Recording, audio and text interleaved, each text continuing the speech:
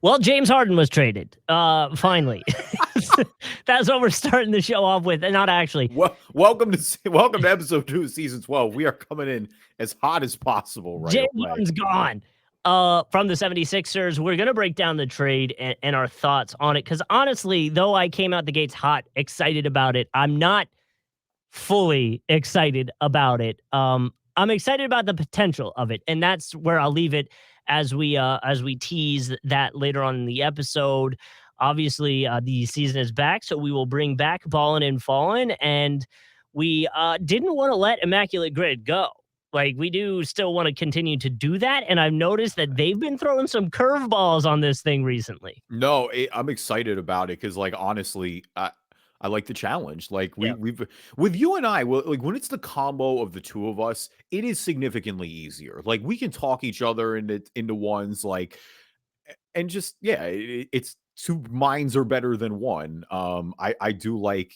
I mean, you kind of tipped me the other day. I actually didn't play it, and then I went on, and I was like, the first one, it got me. It was like a 10,000 career rebound thing, and I I'm an instantly idiot. got the first one wrong. Dude, I want to say it's my dyslexia, but I don't think it was. I read that as 1,000. I was like, isn't that literally any center that's ever played for the team? So then I was like trying to get like fancy with it, right? I was like, oh, well, like Chris Anderson, because I think one was the Miami Heat.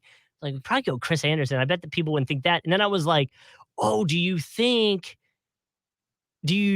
Bosch, would people pick Bosch more or this, that? And then I ended up going with Chris Anderson. And then when it said no, I was like, no. And I'm like, oh, 10,000. So I didn't get that one because obviously I wasted a pick being an idiot. But what I am excited about is this Immaculate Grid, because I already know the bottom left, and you're not allowed to tell me otherwise. All right. So let's take a look at it. I was going to say, yeah, because you got the little preview with having it on the side screen here. But, and again, if you want to watch the Immaculate Grid, watch the podcast on YouTube, just search Driving Dish NBA podcast. But for our podcast listeners, just explaining what it looks like. Of course, Justin and I talked about how they have some of the harder categories. They don't have any in this one. It is teams and stuff. But again, like you said, Grid's not going anywhere now this season. But our columns this week from left to right are the Knicks on the left, the Jazz in the middle, and 20 points a game per season on the right. Our rows this week from top to bottom, you've got the Celtics, you've got the Grizzlies, and you've got the Pelicans. This is a good mix. I like this one already, a little more challenging. I don't feel like we've seen a lot of Memphis on Grid. I don't feel like we've seen a lot of New Orleans on Grid. So yeah, I'm excited off the. I mean, you already got. Yeah, I know exactly who you're going with for Knicks and Pelicans, and it's not going to have a high percentage, so you might as well just get after it. I mean, do you want me to say it? It's Elfrid Payton, right? Elfrid Payton, yes. Come on, just dial it in. That's going to be like a 1%er. We don't really need to like overthink this one. I think hold on. I got yelled at too. Apparently, in our last episode, we had the ability to put Elfrid Payton in, and I didn't see it. That's awesome. I got to make sure it gets in on this one. 2% is way more than I wanted it to be, but okay. It is. That is 1% more than I thought it would be. I love that you have a fan base that cares if you don't use Payton on this grid. That really does warm my heart here a little bit. And it's just like, again, we love our guy Ish Smith. I hate using Ish Smith as the answer on this grid because it just feels really easy. I always feel like I'm copping out a little bit. Okay. So for 20-point seasons, 20 points per game in a season for Pelicans, obviously we've got a lot. Mm-hmm. What I am wondering, because it was only one season and it was like maybe 25 games, I just don't know if he was at 20 a game. Boogie Cousins. Oh, for Boogie, it was a short amount of time, and honestly, I feel like he has to be, right? I do. I like where you're going. It's for sure dangerous, and we're on the line with it. But I don't think you're wrong. Because there was a point where they both were dropping 20 a game, but I just don't know if it was enough to be like the average. That is a great what if for me, because it did feel like they were starting to click a little bit. And I don't know what the ceiling was, but because Boogie was never the same after that. I mean, that was the first Achilles injury. And, he had a few more years in the league, but certainly his peak abilities went away. Yeah. It was because they were going big when everybody else was going small. That was the trend in the league. I'm gonna say let's stash that for now, but I am definitely down to try that because I feel like you're right. I do think he was there. I think he was averaging enough for the short I time he was there. Again, a little ADD of me, but I feel like we've never once got Orlando Magic on this thing. I don't feel like we have either. I would really, like I said, I'd have to go back and review the tape. I But I truly don't really know don't like that. remember one. Memphis 20 points a game per season. I feel like we've had before on here. I mean, there's a bunch. Whether it's new guys, Ja works, Desmond Bain works, older guard Mike Conley works because that's who we got. And Mike Conley was really close. Like he only did it 1 year, I think. Yeah. Um, And then did we remember if what's his name? Zach Randolph got it? Zach Randolph, I think, did have it. That was Marcus gonna. All. Well, so that's another one you could do. You could do Zach Randolph for Knicks and Grizzlies as well. Ooh, yeah. I think people will know that, but Zach Randolph was on the Knicks for a little bit. That was kind of that in between when he wasn't very good. That like everybody was going to Knicks at that time because he was good in Portland, and then Yeah. obviously he was great at Memphis, where he made that's where he made his name and all that. But Mhm.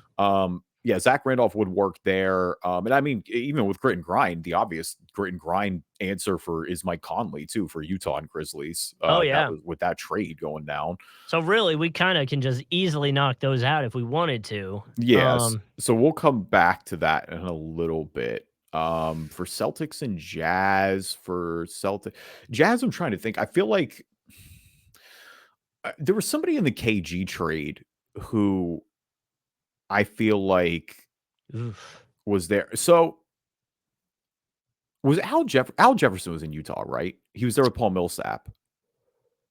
Ooh. I'm pretty sure Uh, he was, and I think Al Jefferson was also in Boston because that's where he started his career. Like Al Jefferson was the player in the KG trade. okay. So Al Jefferson, say I'm drawing a blank on that one. No, he was But in Charlotte for a while. yeah, I remember that. I know he definitely started. You know what? No, I'm 100%, dude, because he started in Minnesota. Or no, I should say he started in Boston. He started in Boston. He got traded to Minnesota in KG, but then he was with Millsap because that was right around the time we started the podcast, and then he was going to Charlotte. But I think that'll be lower. I feel pretty good about that. Al Jeff Al Jeff. for Boston and Jazz. Here we go. Yeah. 5%. Good job. Okay. There we Nice. go. All right. I mean, Boston 20-point a game per season. A lot of options. Where do you want to go? Where do you want to start? There are lots there. I mean, Isaiah Thomas, I Tatum. feel like Isaiah Thomas might be forgotten in the whole thing because you got the young guys doing it now, and then you got guys that'll throw it back, like way back, where Isaiah Thomas is just kind of in the middle there. Yeah, it's either IT is a good one if he's in the middle, or maybe like some of the because like Larry Bird is the one everybody's gonna get in the 80s. Right. I'm thinking of like John Havlicek, but even John Havlicek, like he's a Hall of Famer. He's a Boston guy for a long time. I don't think they're gonna go super back in the day. No. I'm fine with IT. You guess IT. I like Isaiah Thomas as a guest. You want to go IT? Yeah, I mean, he's not going to be as like Tatum is going to be the highest, obviously, and then Jalen Brown will be right there too. This one. Yes, no, yeah. I was like, wait a second, Shoot, 82 no, to you're right, 94 doesn't look right. Yeah. All right, yeah, 7%. See? Okay, yeah, no, good. I like that. 7%. Damn, that's I told crazy. you, but dude, when you think about it, you got all the like he's right in that smack in that middle of people that are gonna go, oh, let's go way old, and then let's do the guys that are there now. Yeah, Like, and I guess he gets lost in the sauce a little. Well, and I guess the way he's kind of bounced out of the league. You're not wrong. Yeah. It's just you're right with the way he went out in Boston. I don't know. I feel like he was one of those guys a few years ago. I mean, there were a lot of with that trade, the way that went down, those games after his sister died. Like, Yeah. but you're right. He is kind of in that in between. Because he kind of, I mean, yeah, it was supposed to be him and Gordon Hayward, and then Gordon Hayward got hurt opening night, and they just kind of changed everything after that. Mm-hmm. That was wild too. That was That was brutal. Yeah. Okay, so I mean, like, again, we kind of know the Grizz line. Did we ever get a Jazz Pelicans player? I thought I did. I don't know why I just lost it. Oh no. I I was feel gonna say, like was it Rudy Gay? But I feel like he wasn't on the Pelicans. I feel like he was on the Pelicans. I feel like he was on Utah. Oh, I'm the exact opposite with that. was he on Utah? I feel like he was. Rudy Gay's been in a lot of places I and don't not that know. many places at the same time. I don't know, man. I don't. Hold on. So we went it for the Pelicans. He was on Memphis. If he was on Utah, he was on Memphis for sure. Oh yeah.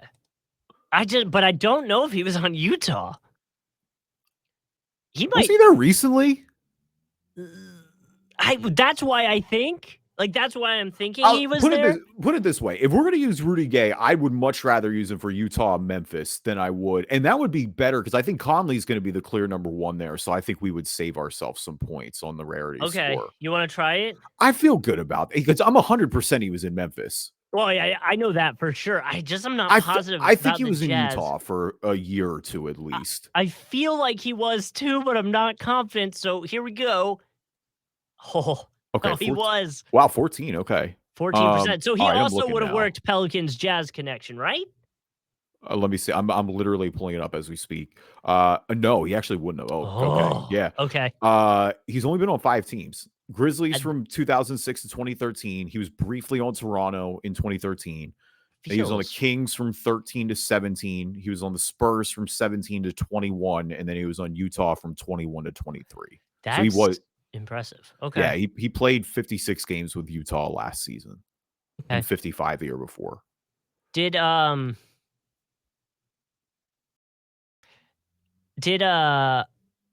Nate Robinson do Knicks and Celtics? Nate Robinson did do Knicks and Celtics, and that's actually the one I was thinking of now is Porzingis, just because Porzingis just got to Boston. But I think Nate Robinson will be a lot lower.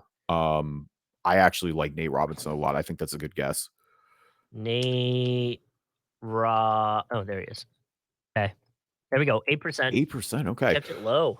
All right, so to recap for everybody right now, as we're playing Immaculate Grid, we've got Nate Robinson for Knicks Celtics. We got Al Jefferson for Celtics and Jazz, and we got Isaiah Thomas for Celtics 20 games a season. So that row is knocked out.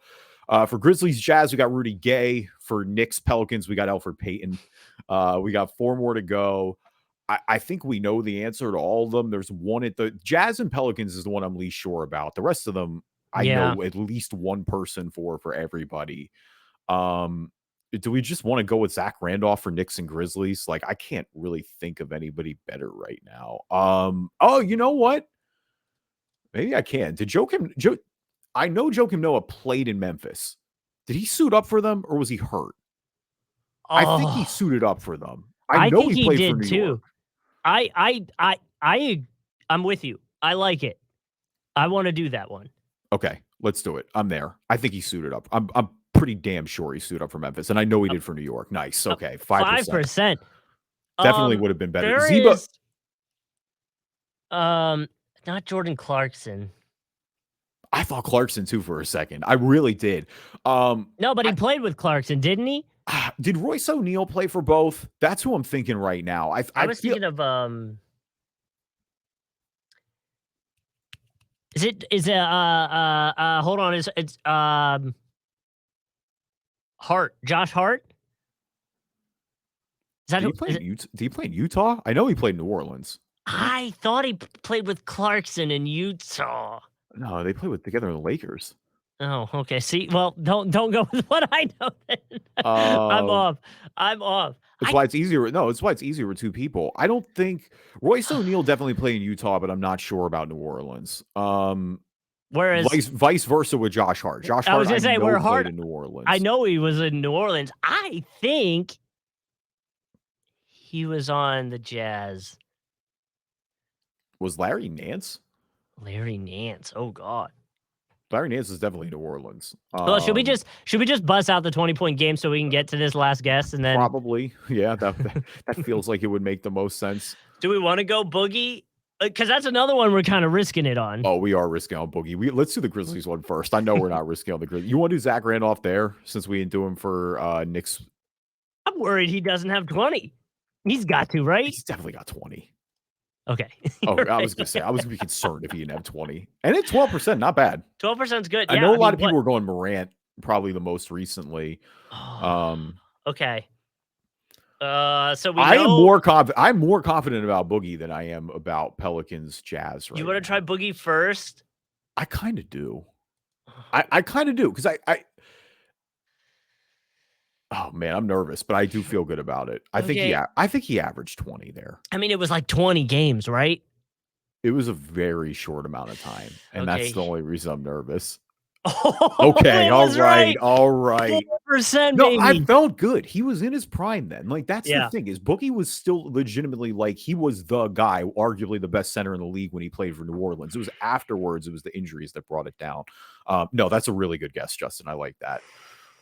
Okay. I truly think we can figure this out. We're kind of like, I want to watch it a little bit because we're at 16 minutes right now. And so I don't want to totally milk this forever.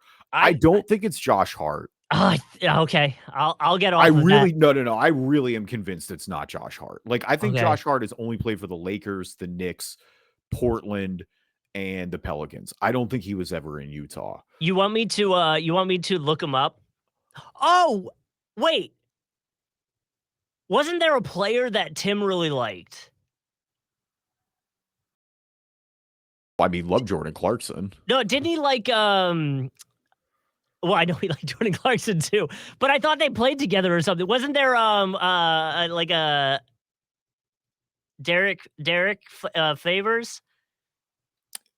You know what? I know. I don't remember if that was a Tim person or not. I thought it was a Tim person because didn't he play for the Suns at one point? I feel like he might have played for the Suns, and you know what? I know he played for Utah, and I'm pretty sure he played for the Pelicans. Justin, I think you're right. I don't know how you just pulled that out. No, because I remember Tim talking about him when he went to the Pelicans, I think.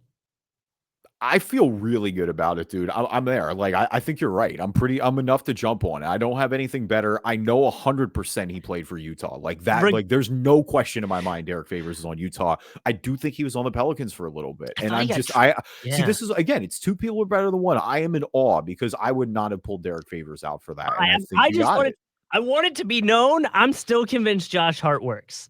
Oh, well, that's good because I'm very convinced you're wrong. So I'm glad we're not going with Josh Hart. I truly would. I think I don't like vetoing that hard. I would veto Josh Hart. Like, okay, I'm very confident Derek, he's not on them. Are we going, Derek? Yeah, dude, I love it. You pulled that out. I'm not. I'm still not confident. I feel like though you've pulled one out like that, it's been right. It was right with Alfred that one time. It was right with Justice Winslow that one time. Like when it comes to you, when the light bulb comes to you, it's right. Okay, here we go. 3, 2, 1.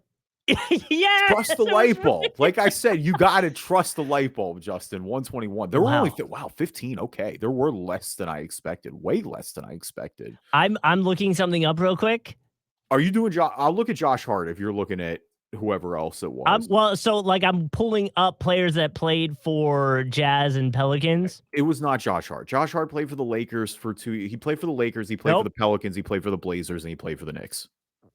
Okay, fine. So you were in the right direction. You got half there, right? I don't think he was. Yeah, he was never in Utah. Derek, Ian Clark. Okay, yeah. Anybody of note that we missed? Like, who would have been the number one scorer there? The Alexander Walker just happened. Yeah, we smoked that, by the way, low key. Like, that was good. That was a really just consistent grid all around. Do you mind scrolling down to the bottom so we can see the most popular for everybody? Yep. Chris Stapps, Gordon Hayward. You know, I didn't even think Gordon Hayward for Jazz and yeah, well, it's funny because we even talked about the injury too. I know. Let me read these off for everybody real quick. So the most popular guess for everybody, it actually was Derek Favors for Pelicans and Jazz. So that got 63%. Wow, that's the one we got. For it was Josh Hart for Knicks and Pelicans. Anthony Davis was the most So popular. Josh Hart would have worked in one of them. Yeah. But funny. that was Anthony Davis was the most popular 20-point a game scorer for the Pelicans. For the Grizzlies, it was Mike Conley as expected for Utah and Memphis. Derrick Rose for Memphis and Knicks. That is, I mean, he's there now, so it just happened. And Derrick Rose has a very loyal fan base, I've noticed. Yeah. Like, that still has held on after all this time. Yeah, Porzingis, like we said, for Knicks and Celtics, Gordon Hayward for Jazz and Celtics, and Jason Tatum for Celtics, 20 points a game per season. The hardest one would have been that Pelicans Jazz connection according to percentage, which was 22%. I mean, dude, 50, like when Derek Favors is the most popular player on that list at 63%, like it's an overwhelming popular as well. That's pretty telling. Like that is, I mean, and again, Derek Favors has had a really solid NBA career. Like that's not meant to be a slight at all. It's just, yeah, you wouldn't think that he'd be the most notable. There's just not a lot of trade history between those teams. And I mean, I guess the Pelicans are a newer franchise as well. I would say, like if they don't count the old Charlotte Hornets records. By the way, out of this Immaculate Grid for Grizzlies, 20 plus a season for 20 plus a game per season, Marshawn Brooks, 2017 to 2018. I would have never got Marshawn Brooks. And I mean, I remember him playing. I remember him being there, but I would have never got Marshawn Brooks for 20 a season. You know who else would have worked there? Who? Rudy Gay. That is funny. 2007 to 2008. Yeah, he's been a really solid guest for us, and he was good at Memphis. Like I said, that was probably where he was at his peak, we should say. But yeah, another fun Immaculate Grid. Like, look, I'm impressed with us. The streak has definitely been going strong. By the way, a Gasol works there, but not the one we would have thought. Oh, does Mark? Oh, not Mark. Powell works there twice. Yeah, 2005 to 2006 and 2006 to 2007. But Mark is not on this list. That weirdly makes sense because, like, Mark was the defensive guy. I mean, he still was scoring. I don't want to, make it sound like he wasn't. Powell won Rookie of the Year, though. I can't say I'm terribly surprised by that. I mean, there was a reason that the Lakers went all in to get him when they were so close to winning that title with Kobe.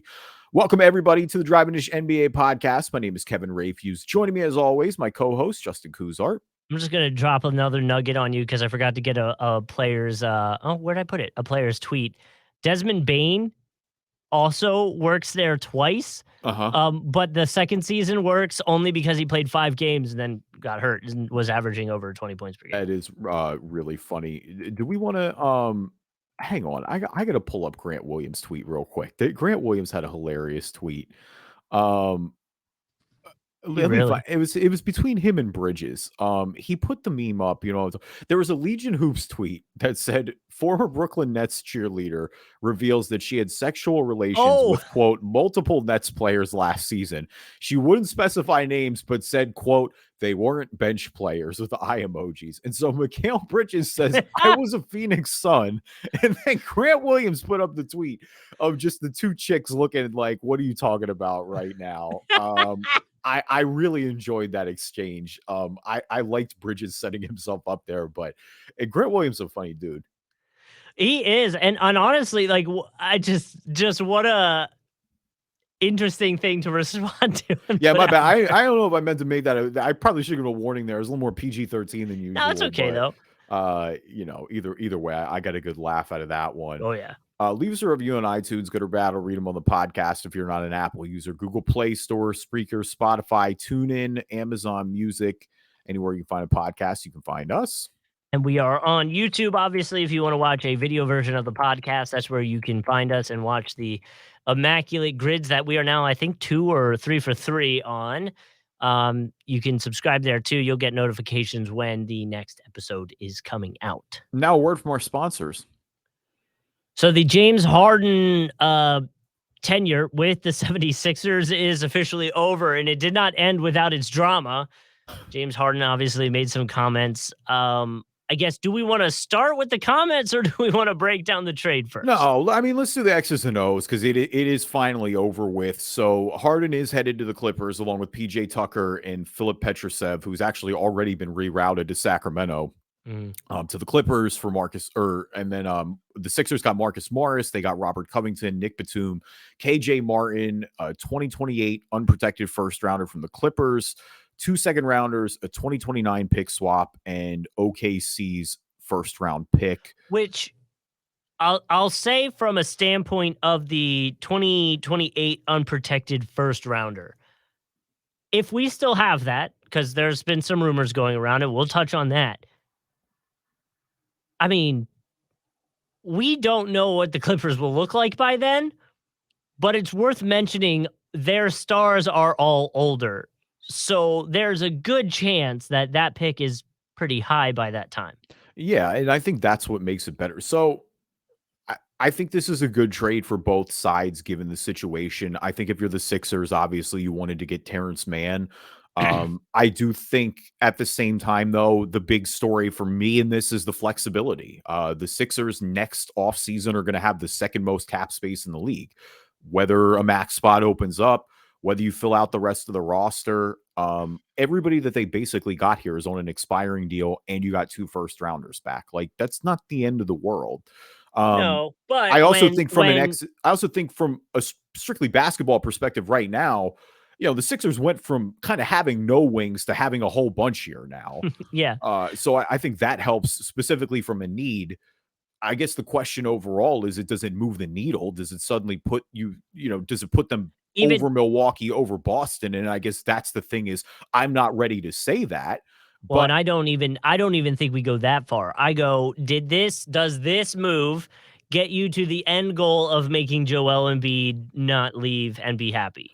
Well, so here's my point. I was worried about that, but I also think if you have all this cap space next year, yeah, and Maxey keeps playing like this, I do think there's a world where you can sell Joel Embiid on, we can fill out this roster finally the correct way now because we're going to have all this spot. We can put together something that makes sense.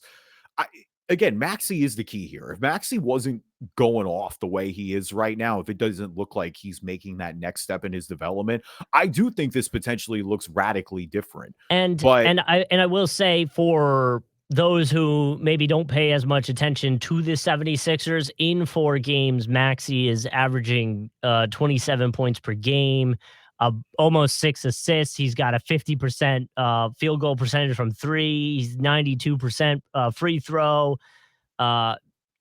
Obviously playing phenomenal compared to his career averages and like you referenced, making that leap potentially from last season. Yeah, and again, that's why I think you buy the vision so the problem with the Sixers and why I was so doom and gloom on them, besides all the second round losses and all the nonsense that's happened over the last few years, is it just felt like this team was stuck. I think now you've got Tobias coming off the books next year, like that matters. Like all of a sudden you can get back in the position to. And I guess maybe that's my other point too, is I don't think the Sixers need to panic here right now. Like if Zach LaVine becomes available, of course, I think you look at it. If insert disgruntled star X here becomes available, then of course I think you take a look at everything. Yeah. But again, if Maxey is this, I don't think you need to panic and move for a third star. Like I think you look at Boston and how much that roster makes sense. There are a lot of, if you have your 2 guys, the way that I look at Boston and they have Jason Tatum and Jaylen Brown, and you put a bunch of A- B+ players around them to complement, so that all make sense and all complement your A stars. That to me is what the Sixers have been doing the whole time. Like, I think you can chase a little bit, and giving the picks allows you to open yourself up for that. But I don't know. To me, it's about the cap space they've opened up. Like, that's the big story here. And to me, again, Joel is in his prime, so it's tough. I don't know. But if Joel asks out, you're going to get your assets back anyway. But I do think you can have a much stronger, compelling argument going into next season. Like, I think if you're Embiid, you can wait out this year, see what happens with this past offseason, and then make the demand if you need to. Because if it doesn't happen after they get the cap space together, it's just never going to here. And if he asks out, he asks out. but I at least can see the vision here. I don't think you're stuck. Which, by the way, if you look at stars that are unrestricted free agents next year, there's a lot of them. All of which kind of make me excited and want to see them on the team. There's a few that's like, okay, don't make that swing or whatnot. But yeah, I mean, there's a lot of good names that could be breaking free next year. And if you're the 76ers, then you want to be in those conversations, and they now put themselves in those conversations with this move. It was interesting that both teams felt as if they fleeced the other on social media. Well, oh, really? What you just got you taking that from just the fan base? You talking about from a writer Fan base. perspective? Literally, the word fleeced. When I woke up and we had mentions on Twitter being like, "Wake up, guys! It happened! It happened!" The first thing I did was look to see what was trending on Twitter, and the word fleeced was trending. And when you clicked it, I almost took a screenshot because it was a 76ers blog being like, "Man, we fleeced them."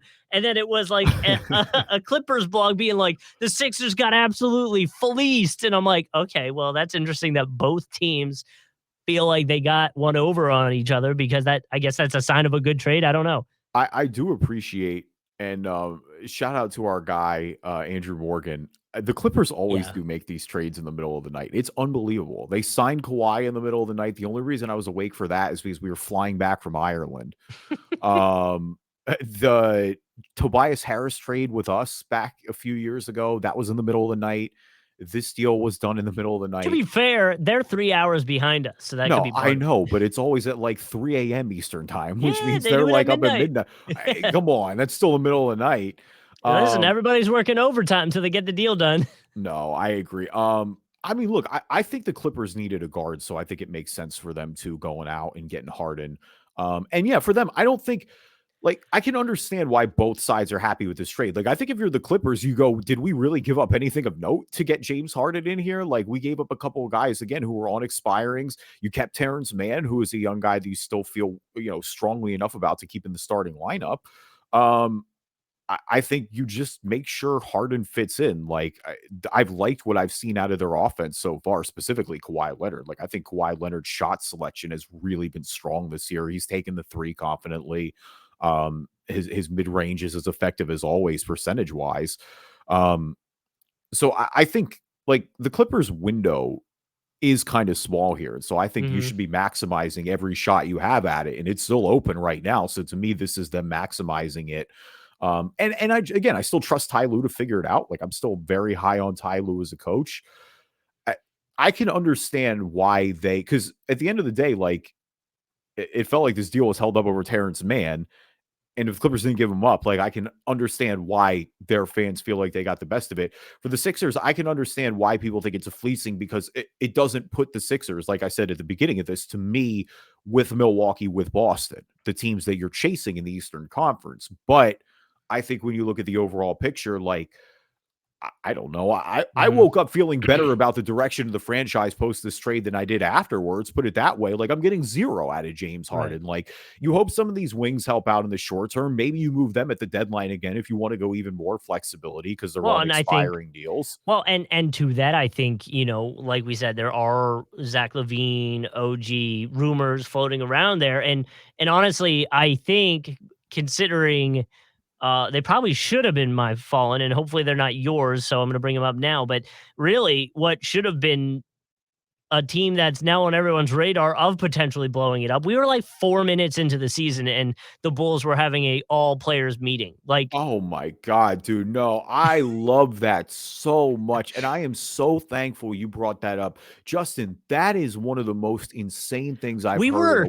They lost their first game to the Magic by 30 points and had a players-only meeting after the first game of the season. I thought it was crazy when, was it last year or 2 years ago, when the Celtics did it like 2 weeks into the season? No, they did it, but at least that was 2 or 3 weeks in. Right. They turned it on after that, went all the way to the finals. You can say that it worked out. Like, the first night you're having players only meetings, like, Chicago has had to blow this team up for like 3 years, it feels like. And that's I'm why, not even saying that to try to be like, bring Zach LaVine to the Sixers. It's more just like, no, Boston, just everyone else has seen the writing on the wall in Boston or in Chicago. I should say, except Chicago. Yeah. And that's why I think, in terms of those, like, if I were to rank players that I think are actually a legitimate chance to end up on the Sixers, like, Zach LaVine probably is a little bit higher than most because, like, I definitely think the Bulls could be a candidate to blow it up. We said it before the season, and now we're having players only meetings 4 minutes into the season. Like, here we go. There's a way money wise for the Sixers to get LaVine and DeRozan. I don't even say that that's my ideal deal here because I think, there are age concerns there too. There's injury concerns there. But at that point, specifically for me with DeRozan, I'm like, yo, I've been watching James Harden, a known playoff struggler, struggle in the playoffs. Like now I'm going to watch DeMar DeRozan, a known playoff struggler, struggle in the playoffs again. But, Harden on that team was probably option number 2, right? DeRozan on this team, if you still have Maxey and LaVine, was he option number 4, maybe 5, depending on where Tobias is? Like, come on. What's up with Harden and him saying that? Look, I know he had to pass the ball more, and he was for sure. Which again, that helped his numbers, by the way. Like when he was playing point guard, he's leading the league in assists last year. So I don't really know what he was sacrificing, but he's like, oh, I feel like they had me restrained last season. The only player who possessed the ball more than James Harden in the entire league last year was Luka Doncic. It's like I think it was Kevin O'Connor who said it was, if you're not first or last year, like what's going on? Not even that. You now are on the Clippers team with another person who quite literally needs the ball in his hands with Westbrook. Like, if you thought you were on a leash with that, like, Westbrook needs the ball to cook, too. Like, how are you going to – what do you mean?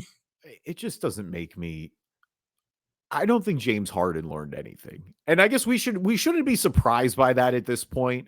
I didn't think he would. Yeah. I mean, listen, all of the friends were like, bro, you knew what you were getting yourself into. And I'm like, you're right. But at the time that we did it, we weren't getting anything out of Ben Simmons, so we figured if we're going to have a problem, might as well have a problem with Harden. Zero regrets with trading for James Harden in the Ben Simmons trade. Like, there was no – that was absolutely the right move. Nice to have Curry on the team still, right? Like, that'd be nice. Am I holding up the James Harden trade because I didn't get to keep Seth Curry? I mean, maybe now if you knew he was going to be gone. I'm not in the trenches that bad. I like Seth Curry a lot, but like I'm down there. Listen, 3-point shooting, you can always use it. I don't disagree with. Like, listen, if you have learned nothing else from season 11, consistent 3-point shooting. I mean, Curry was pretty consistent. Seth Curry also got cooked on defensively in Game 7 against the Hawks. Can talk about that too? When he got absolutely lit up by Kevin Huerter on every single possession. I love Seth Curry. He was the only one making shots too, so I don't want to slander him. But like, he was like, we don't need to go down this hole. All right, welcome back to Who's Ballin', Who's Fallin', our NBA version of the stock market. We always like to start with good with the bad. We got actual stat lines and stuff now, so we're pretty excited to bring this back. I'm going to start. And for Ballin' for me is the new look Boston Celtics 4-0.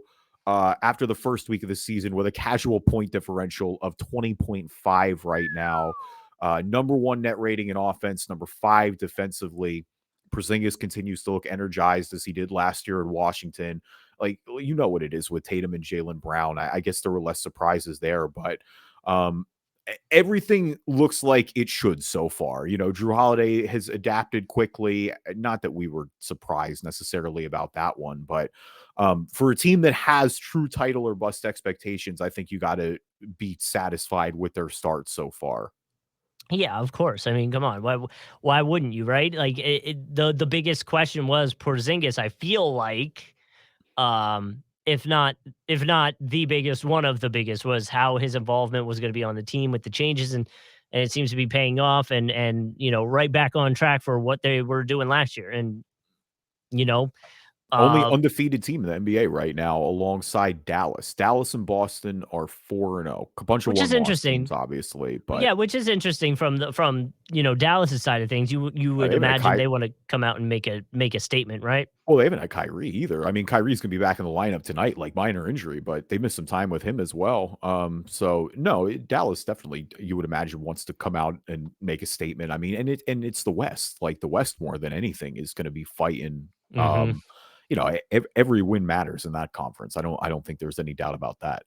Yeah, completely agree. So my my Ballin is going to go to Mr. Wemby, who is in 5 games averaging 20.6 points per game, 8 total rebounds, shooting about 32% from 3, and obviously just I don't want to use the word highlight reel, but No, you can use it. Go ahead. Go use it. some of the videos you see of this guy are like, wait, is this an NBA 2K video of like a my created player that just looks like 5 times higher and taller than everybody else? I saw a video posted yesterday that jokingly said something along the lines of like, just throw it towards the center. Wemby's there somewhere. And like they just threw it up and Wemby grabbed it and then turned around and dunked it. And it's like, I mean, the dude is just massive.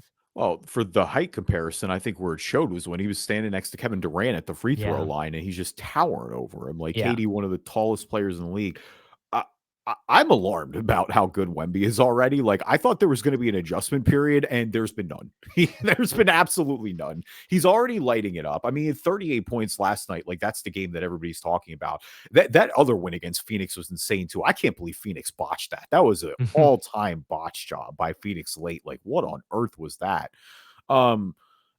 The kid's ridiculous. Like he's already making a defensive impact. Like he's all over the floor on that end, which is what you expected. But it's just like, again, he's a 7'4" guard, basically. Like I don't know what you're supposed to do to potentially play defense against this kid. Like it feels like he's going to break the sport. Like I don't want to jump off the cliff because I feel like it's almost become borderline cliche at this point. But the kid's outrageous. He's just unbelievable. Isn't it kind of funny that like we got 2 polar opposites, right? Like Zion comes out and he's just a massive human being, and obviously they bring up his weight all the time, and I'm not going to do that, but he's bigger in a different sense.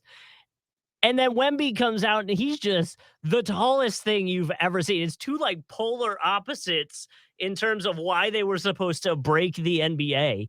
And we'll see what happens with them both. But like, at least for right now with Wemby, it really does look like he's living up to the hype. Now, I do want to pivot for a second because you were talking about net rating, defensive rating, all that stuff. You know, when you look at, again, it's small sample size, so you can't make too much of I guess, a panicked adjustment.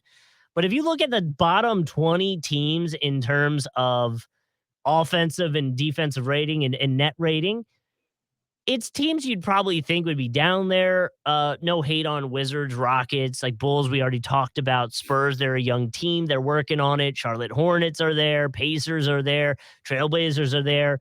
A little surprising that the Cavs are there. The Grizzlies, you know, they're missing their star, so like kind of makes sense. But then you've got the Bucks and the Heat in there at minus 6.6 and minus 5.9. Do you put anything on that in the 4 and 5 games that they've played so far? The Bucks are playing an entirely different defensive system right now than they played against Bud. Yeah. Specifically, Brook Lopez is more or less not playing in the paint as much as he used to. Yeah. Which it's their defensive efficiency that is clearly the problem in terms of the Bucks. Yeah, it's been alarming for Milwaukee so far. I also think they're still learning to play with each other, so I'm going to give them the benefit of the doubt a little more here. I do think they'll adjust. That was the worry when you brought in Dame, is that you wondered if the defense would take a hit, but I also just think if worse comes to worse, they can kind of just go back to doing what they were doing before. I need to see more there, but that will be a massive concern if it's not rectified a little closer to playoff time. That would be, and you chalk it up like there. Miami. I mean, look, they were an 8 seed last year. Like there is a level to, like, it is the regular season. We see what they do come playoff time, but Miami is always a weird team to track during the regular season. And as they get older, like, they are a team where it feels like the dam should, or not the dam. I was gonna say the dam should break, but like the bottom of the boat should fall out eventually here with Miami. I'm always going to give them the benefit of the doubt, because then it's going to click, we're going to be in June and then they're going to be doing this again. Not to pivot, there was a boat found. They're doing construction down in St. Augustine here. I did see that. I saw that, actually. Your boy Jacob Pickering leading the charge on excavating that thing, which I believe it was from the 1800s. Wait, hang on. What? He works at FDOT now. Oh, so he's like, oh, okay, So okay. So it was like his job to like, I guess, oversee the removal of it without breaking it. okay, no, that makes a lot. I'm just picturing Jacob out there with a jackhammer. I'm like, when No, did well, that no, happen? dude. So they were saying the wood, because it's so old, like if you touched it, it just kind of sponged off, like it would Yeah, break. yeah, yeah. So they had to like, I guess they had to find a way to like make it preserved. But they were saying because all the mud fell on it whenever it sunk back in the day, Right. it preserved it really well. So like you Yeah. can still see the whole boat. It used to be a fishing boat, they were saying. But yeah, that's such a wild thing that I don't think many people like around the world really have to deal with. Like in St. Augustine, if you're gonna do construction, you have to let them do like an archaeological dig for 3 Yeah. weeks before you do anything. Well, so I think people deal with it more around the world. I think that's the You part of the think? unique thing about being, yeah, because I think everything is older around the world. True. I think that's part of it being in America. I mean, it's like you and I grew up in the Northeast, and like with me Yeah. being back in Philly, like, and St. Augustine is in that oldest city in America, baby. Like St. Augustine is in that category as well. Because I mean, St. Augustine was founded, for those who don't know, in Florida in 1545, which that's as old as you can get in America without being Native American. And that's Right. more in the interior of the country, or like, go down to like Latin America, you start talking like Mayan ruins and Mayan stuff like temples and that. stuff. Yeah. Yeah, Incan temples in South America. Um, but no, I mean, up here, realistically, I mean, especially down in Florida, you got a city like Miami that was barely a dot on the map until 1910. If Mhm. you want to tie it back to the Heat, I mean, but no, I mean, that's like up here, Philly, Boston, New York. I mean, and even in Virginia down there, like, more in the Roanoke, the Richmond Eastern area, like those towns are older. But and so there is a little bit more of that element because they've Well, been and around like, for so long. But it's like, bro, you go to Europe, every town in Europe's exist. I mean, think about how long Rome's existed. yeah. You Well, and go to the it's like, Middle East, think about Jerusalem, for example, right now, like how yeah. long that's existed. Like they're truly, truly you got to be extra, extra careful. Yeah, because you never know what you might uncover. Like down in St. Augustine, they found literal colonial soldiers under one of the buildings when they had to Yeah. do some renovations. It's pretty cool, but yeah, I guess you're right. I mean, everywhere is a lot older than us. So what's It's your falling? It's one of my favorite places in America, St. Augustine, genuinely. Like, because you get I mean, you know me, like, you get the best of both. Like, I'm a super nerd for the history, so I get all that, but also, like, the food and the restaurants are nice. And, oh, by the way, the beach is gorgeous. So, like, it's kind of, there's a little something for everybody, like, not to be a plug, but I do Plug. genuinely love St. Augustine. I mean, you still live there. Like, you extra. I mean, bro, you've been there for since '09, basically. Yeah. Like, that's borderline home for you at Hey, this point. visit St. Augustine. Cut the Yeah, check. I'm saying, bro. Listen, and I will gladly run the promo. You don't need me for much there. My fallen, a little bit of a somber note. Walter Davis, want to say rest in peace, Mm. 69 years old. He was a 5-time NBA All-Star, number retired by Phoenix. He also was Rookie of the Year back in 1977. Averaged 24.2 points a game over his 16 seasons. Also a standout as well at North Carolina, played with Dean Smith on the collegiate level. So again, 69 years old. Just wanted to say rest in peace. Sad start to the season, a little bit for the NBA there. Yeah, I'm trying to see what would be considered potentially his best season. I would say maybe 86 to 87 with Phoenix. Okay. 23 points per game, about 3 rebounds, shot 54% field goal percentage. Pretty good, pretty decent. Yeah. Above career average, obviously. So I would say that's his best season, most likely in terms of just stats production. Yeah. Um, And I mean, he was visiting family in yeah. Charlotte, I guess, when all this happened. They said it was of natural causes. So Mm, at least you can take some peace in that. yeah. But yeah, 69 years old, still pretty young too. So it's sad. Yeah. Rest in peace and prayers to the family, of course. Agreed. My fallen is going to, I guess, contradict everything we said this offseason potentially, because my fallen is the in-season tournament. It Oh, starts today. it does. It starts today as we're recording this. Or it's Friday, November 3rd when we're recording this. What? It's supposed to be in the middle of the season, right? And also, it's the most confusing thing ever. Like, there's gonna be random days where it counts as a tournament, and then there's gonna be days that don't. This seems like if you are a casual NBA fan and you're trying to play sports bets, because I always bring it back to that. Like, this is gonna be so confusing. You're gonna see spreads that are way closer than normal, and you're like, "What's happening? Oh, wait, it's part of the in-season tournament. Like, what is going on here, and why is it so confusing? I don't know if that's where I feel the sympathy for. I do like the courts we can get into in a little bit too, because these courts are wild, and I Yeah. kind of like them. They're electric in a lot of ways. They're also they're quite bold. I'm interested to see how they do on TV. But yeah, the tournament is kicking off tonight. I'm kind of with you. Like the NBA for this kicking off, like you think you would want to make this an event as much as possible. And be clear, I am excited about this for a long-term product. I Sure. really like the NBA in-season tournament. I'm all in on it. I The think season started like 1 day ago. Like, yeah, what are we like doing? you're gonna work the kinks out, but it does feel weird that it's starting already.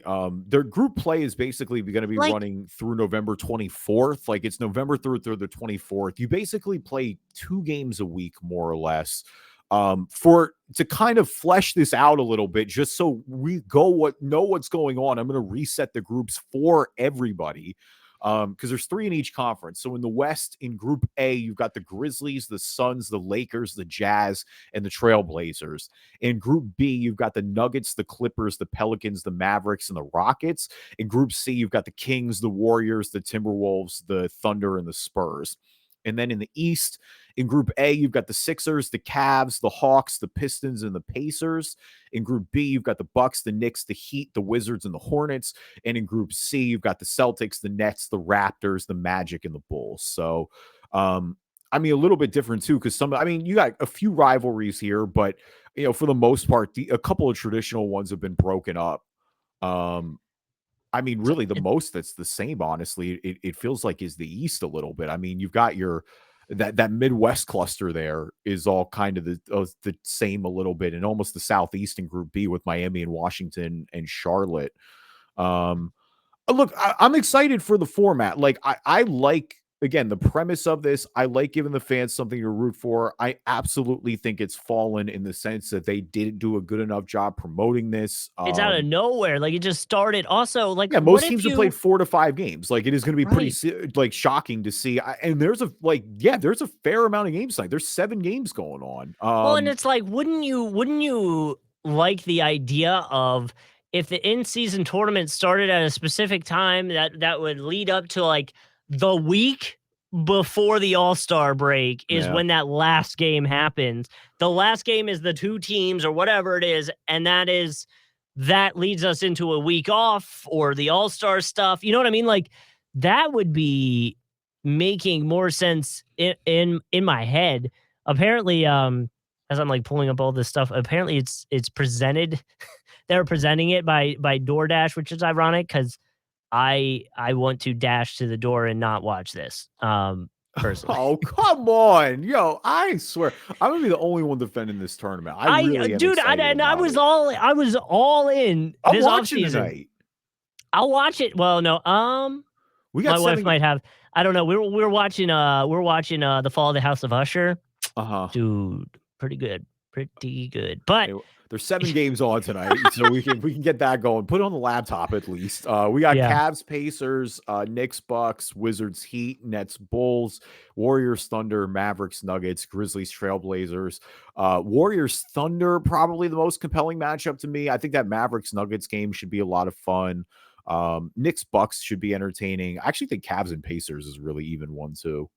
You know, Donovan Mitchell was another one I saw in that rumor that the Sixers are potentially Oh, monitoring. Donovan Mitchell, it feels like everybody, especially New York. I think everyone on earth is it feels like Donovan Mitchell eventually asking out of Cleveland is the worst kept secret of all time, which But is like, still interesting to me because I think Cleveland is a really good situation. Like I yeah, don't like what is going on there to make him not want to be there? Like I thought it I was just a think he wants to play in New York, man. I think he's the guy who wants to go back and play in New York the way Melo did. Like I don't think he's going to go anywhere else. Like I think he just is locked in. I think he's going to play. I don't think he's going to ask out. Like I think well, he's it's too going to bad. play the time in Cleveland, but It's too bad another player this offseason came out and said exactly where he wanted to go publicly, and the NBA shut that down. Yeah, but It's Donovan almost like Mitchell he will be a wishes he'd free. be. Yeah, but Donovan Mitchell will be a free agent. He actually can go and do that. He's not No, gonna. but I mean, He's not like, gonna not ask out and then say I'm only going to one place and shoot his own team in the foot leverage wise. well, you never know. Maybe he'll say it. Maybe he'll say it before the season's over. But You Dame know, just like I don't want to critique somebody's agent, but like I'm gonna critique somebody's dude. agent, man. Dame's agent just blew it, in my opinion. Like I really think sending that memo out to everybody was just like you can do that and make that implication clear without putting it in writing, dude. It's like, yeah, it's like, yes, uh, my client would love to go to a team where it is tropical. It might be one of the most places. I think I saw. I heard the beaches south. Yep, I think Drake's been there a few times. like, Hang on, that's who the number one is for Miami. You're going Drake first? well, I believe there is a guy that calls himself Mr. Worldwide, but also might go by the zip code Oh, of the area. there we go. I'll give Pitbull that credit. It also was, by the way, it is on a list. This is stupid random radio stuff that I know because I work in radio. Miami is the number 2 city in the whole world that people apparently want to move to. Dubai is number 1. I believe that for I believe Miami over Dubai. I get Dubai why because it just feels like it's the like haven for rich people. Yeah, go show off in Dubai. Yeah, I mean Miami is too. To be fair, like a lot of rich people moved to Miami like recently. Like it's really become a tech hub and things like that. It's the weather, dude. Of course, the weather's great in Miami. Like, yeah, I get it. You live on the beach. What's his name? David Guetta just bought a house there for $69 million. Bro, they said Bezos is moving there now. Are you kidding me? Cancel Christmas. Rent's going up for everybody. I thought Bezos said he was moving to Austin or something like that too. No, now he's moving to Miami. He's done with Seattle. He's moving to Miami. I mean, I'm not going to take my shots. Great, a billionaire going to Miami where there's no income tax in Florida. That's just what we need. But I'm not gonna shoot down a state that has probably already got snow in it. Is this a Coke joke? Like what? No, well, also it could be that, but no. It's just wait, what? Like what are you talking about? It's just cold as hell there, man. Like why would you want to live there? Where? In Seattle. Oh, I don't associate Seattle with snow. I associate it with rain. Well, also that. I mean, it's just nasty. I thought we were talking about just people moving to Miami in general, not just Bezos. Okay, that's what I thought you were doing. I was like, is that it? I was like, did he sneak a cocaine joke in there? Like, no, I mean, if you want me to, I can. No, it's Miami. What's unsaid doesn't need to be said, but like, I do feel bad. I just feel bad for, all the regular people that live in Miami who are getting priced out, which I mean is a story of a lot of cities in America. It's happening here in Jacksonville. I'll tell you that much. Oh, don't even get me started. When I moved to Jacksonville in 2013, my 1-bedroom apartment in a super nice area was, I think, $615 a month. That same apartment right now is like $1,350, and they have not done $700 worth of improvements in that apartment. Let me tell you. I remember when COVID happened, they weren't allowed to raise the rent on us, and when it was finally allowed to go up, they hit us with like, "Hey, we're going to increase the price to match the market." We were paying like $14 a month.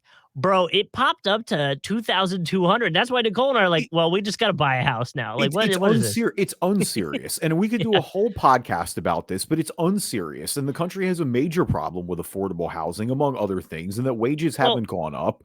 And I know people here a whole manifesto of what I think is wrong with this country, if you're catching my drift. But I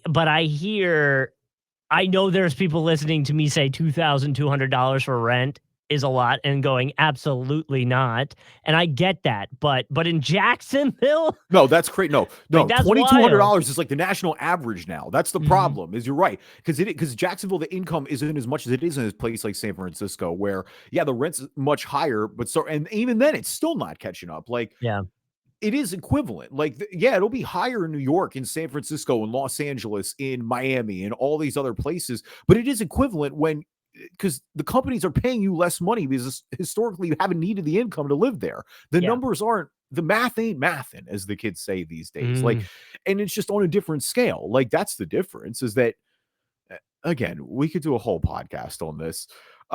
the Memphis Grizzlies are not looking great right now.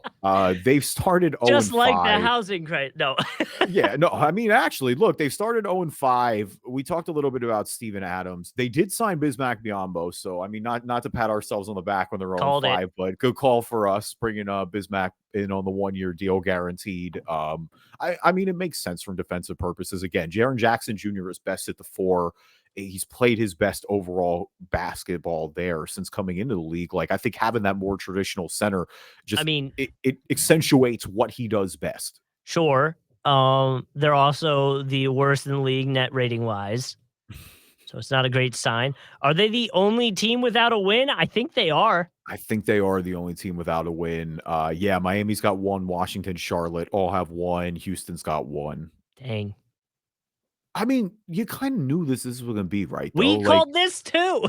Well, I don't. Hang on, I'm not giving us credit for calling the team that didn't have their best player for 25 games and their starting center gets hurt. Stinks. But we said they would slip. We said they would slip in the rankings and potentially be a lot lower in terms of playoff standings when it comes time. And I mean, 5 games into the season, it kind of looks like that might be the case.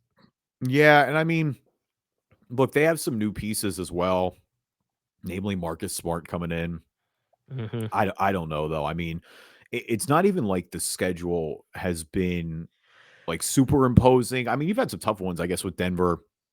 Dallas is undefeated. I mean, New Orleans is no slouch either. But I mean, yeah, they lost to Utah pretty big the other night, 133-109. The Wizards beat them. And the Wizards have looked anything but good so far. I mean, look, they've got a stretch here where it's like you're going to start having to pick them up. Like, you've got back-to-backs with Portland. You got a game with Miami, though I guess one of them is the in-season tournament, so that doesn't count. But you got Portland, you got Miami, you got Utah, then you got 2 with the Clippers after that. Like, you're going to have to start rattling these together. And again, in that Western Conference, I don't know what the quick fix is here, though, for the Grizzlies. I guess, like, that's my biggest issue is, like, how do you think they, they're getting what they need out of Desmond Bane, it feels like. I'm getting what they need out of Jaren Jackson. Like, how does You're this missing team, your star, yeah. I don't know. What do we do here? I think you just got to hope that you can develop everybody and have them ready to fire on all cylinders when Ja's back. This is the first time since 2002 that Memphis started 0 and 5. They only won 28 games that year. They did not make the playoffs. I mean, look here, like, Portland is 2 and 3. Who was on that team? What year was it? Oh, 2002, 2003. Oh, bro, I don't know. Good luck. I'll look it up. I mean, that was many, many, many moons ago. I'm pulling up their roster. I'm going to see if there's anybody of note.